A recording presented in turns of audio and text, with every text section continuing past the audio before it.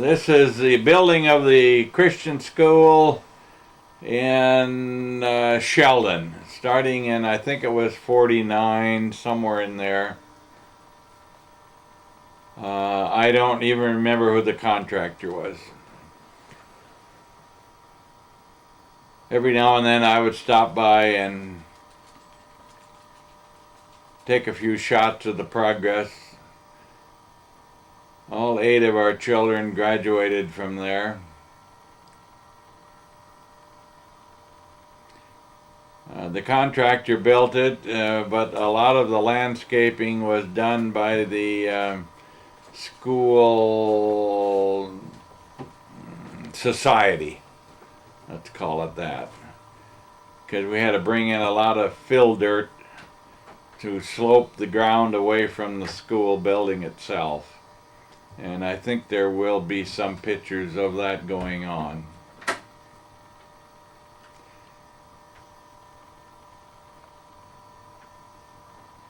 The Hollanders used to have an old saying about something like this. As you see, they were measuring everything off, and they used to say, "Met passen en meten wordt het tijd versleten."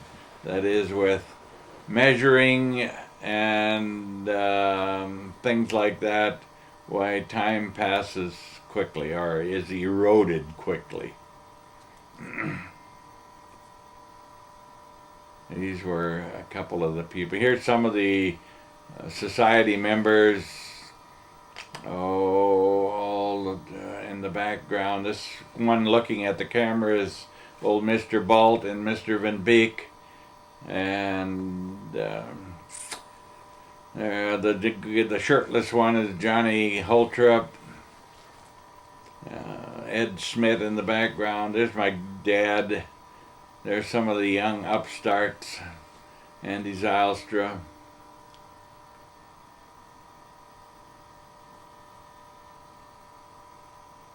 This is Clarence Pickelder. There's a couple of the ladies that were bringing lunch. This is Vandersloot, John Vandersloot. That day they were hauling in dirt from about a half a mile away. They evidently got some dirt given to him along the railroad right away, and one person was out there plowing it loose, and the others were out there with their manure loaders and scooping it up. That was an old Caswell loader. It was economical and it did the work, but it had its day when high lift loaders came out. Double cylinders on them. This is John R. Krakus that was doing the plowing. And the guy that was running the loader on the tractor is John Bausma.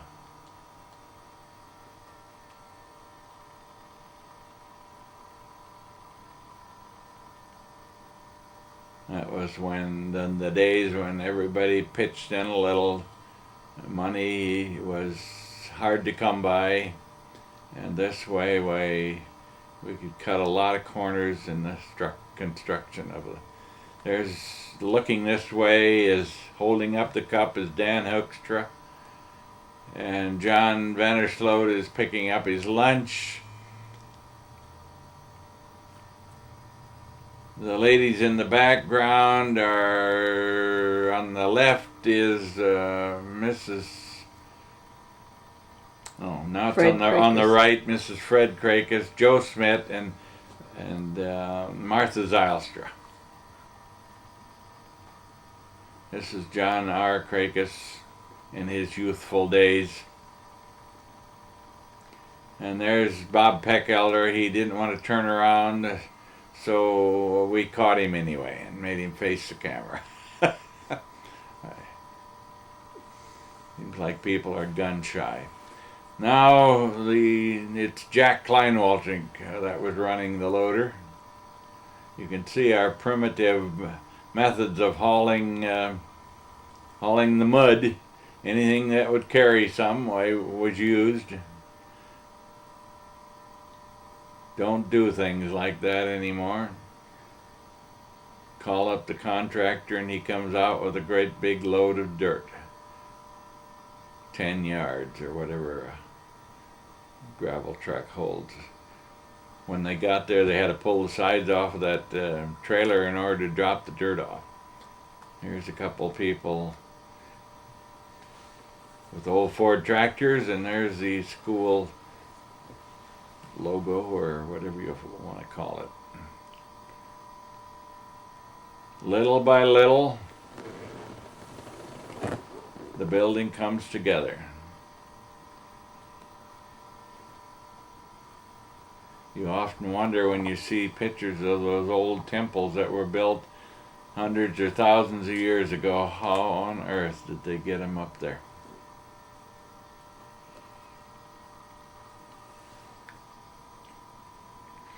This was the first segment. Afterward, where the school was extended to the further west, practically an equal size addition was put on. Flat roofs. They're nice for industrial buildings and stuff like that, but it seems like they're always a pain to keep them from leaking. I guess it don't run off fast enough or something.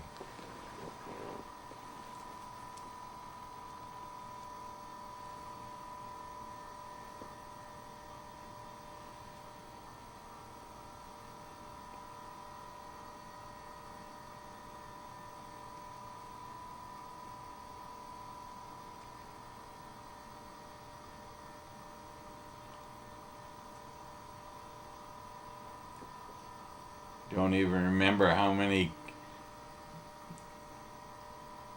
kids came to the school the first year when it opened. There was 8 grades. There is a little shot of the old school after this one was completed, where they were hauling the desks and stuff out of the old school to put in this one.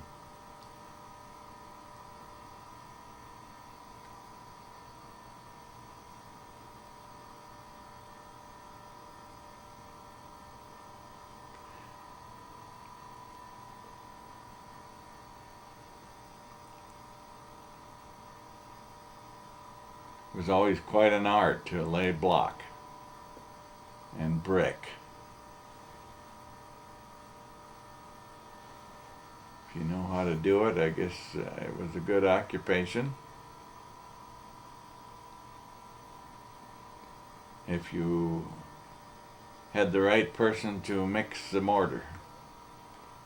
From what I hear, the mortar consistency is very important for good bricklaying.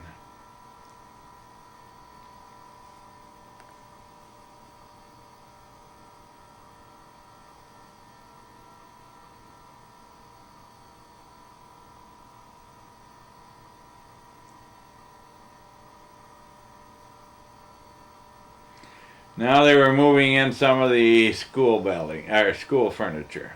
This is Herman Vandergreen in the back and John W. Krakis in the front. There's Jim Schmidt and Bob Peckelder. Oh, let's see.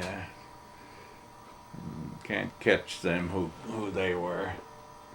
There was some kids that wanted their picture taken. There's Elmer Krakis and Gene Boer. There's Jack Klein-Waltrink and Francis Zook Vandrager. Here's Jim Smith again and Bob Peckelder.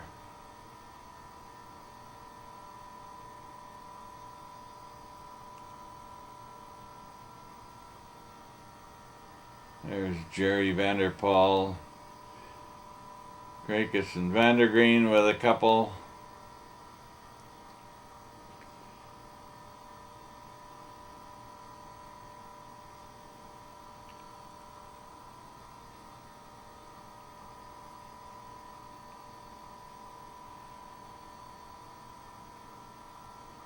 Young guys are full of vim and vigor, so they set him on top. Here's the old school building. The only shot I've got of the old original building, which set just north of the first CRC church. And as you can see, back in those days, you wasn't with it if you didn't smoke.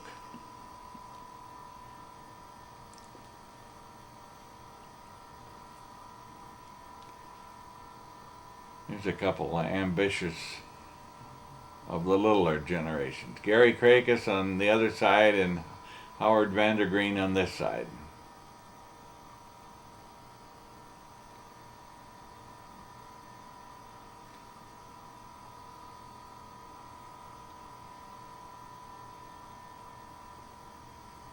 Here's Fred Anringa, son of Jack.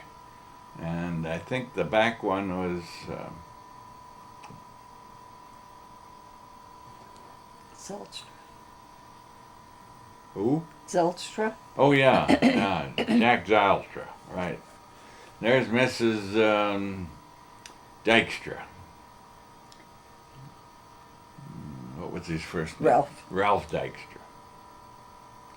Now we're up on the roof. They were finishing up the flagpole before the dedication ceremony. The man on this side is Jim Vogel, and the guy with the cigar is Jake Boer, and Francis Zook Vandrager is holding the flag. And this is Gene Boer and Jim Smith to the right. I don't know what was the debate about, but anyway, In those days, Francis got a little patriotic. Zook, he wrapped the flag around his neck. in those days, the young men were all very thin. There weren't any McDonald's or fast food places, so they didn't have any excess. Well, neither did they have money to buy it. Here's Mrs. Dan Hoekstra. She was polishing up the. I happened to be on the roof and she was down there, so I took a shot of her with a camera.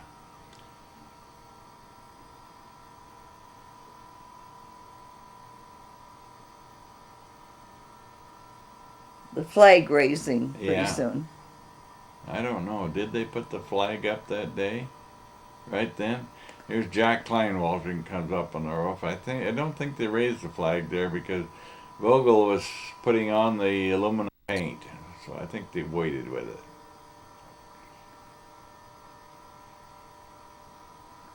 Here is Mrs. Vandersloot and Anna Mrs. Peters. Yes. They were sisters.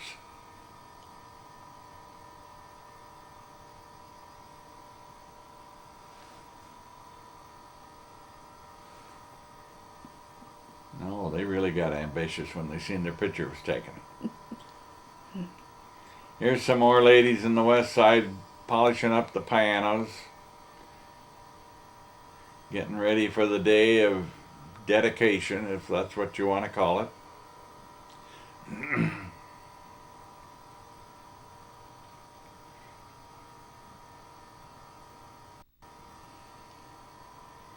Here's Mrs. Alantz. At present, she's 100, right? Yeah, she's residing in the nursing home in Sanborn, but she's 100 years old. Outlived a lot of them. I don't remember right offhand. Here's the day of so-called dedication. That's one of the board members is making a short speech, and that's Gerrit Vandrager.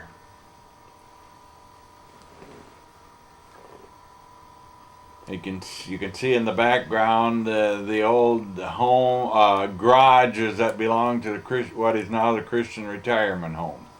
At that time, it was known as the Holland Home. That's all been moved out of there, and a new modern garage has been put up. There's the minister of the local church. Back then we called him Bayama, now they call it Bajama. He had been the minister at the church for 20 some years. This was the Reformed minister from Archer.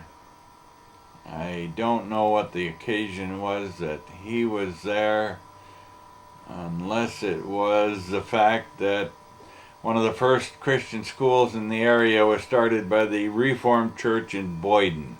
Whether he had originally been connected with that, I don't know.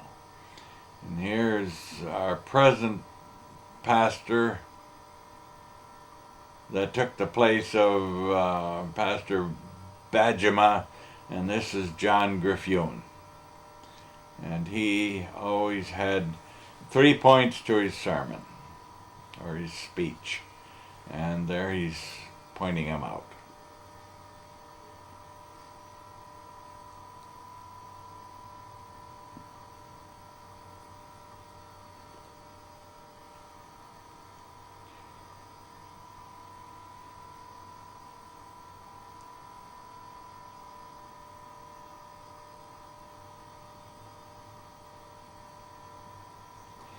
And here it's goodies time. All the little tummies are getting filled.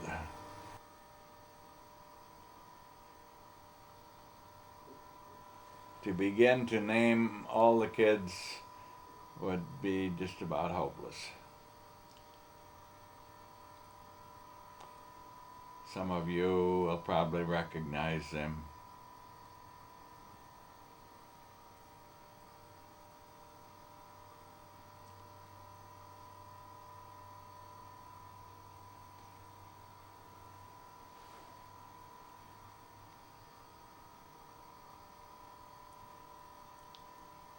Having a bottle of pop must have been a real treat in those days. It was, that's right. And as you'll notice, they were all in bottles. The bottles were all returned and washed over and used over again. Nowadays it's all throwaway plastic. Here's the school board. Well, wait a minute, I shouldn't say that because I don't think old Pastor Biamo was on the school board anymore. They might have been the